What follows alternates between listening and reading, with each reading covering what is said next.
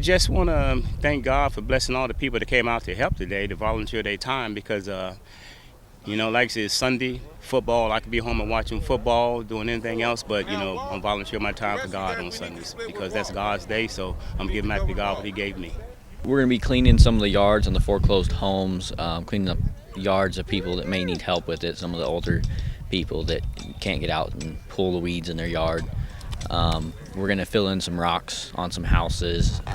We're just going to make sure everything. We're going to trim some bushes, make sure everybody's house looks good. We're just going to work as long as it takes to get it done. A lot of the houses, people bought them from the bank when they were foreclosed, and the yards and everything hadn't been taken care of in a year.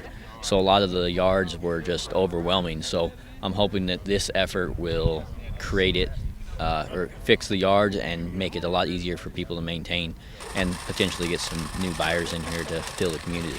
We wanted to get a community group together along with the church to see if we could help clean up the neighborhood, and that's why we call it a Lovefest. We try to get the neighborhood involved, this church group and Trinity Security to come out here and work on a few houses, maybe a dozen houses.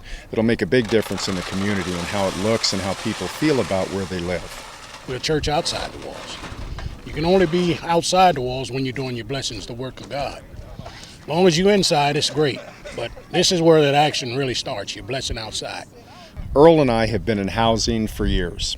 And we know that when either an apartment complex or a neighborhood, an apartment or a homeowners association, when it starts to become deteriorated and run down, people don't feel as good about where they live.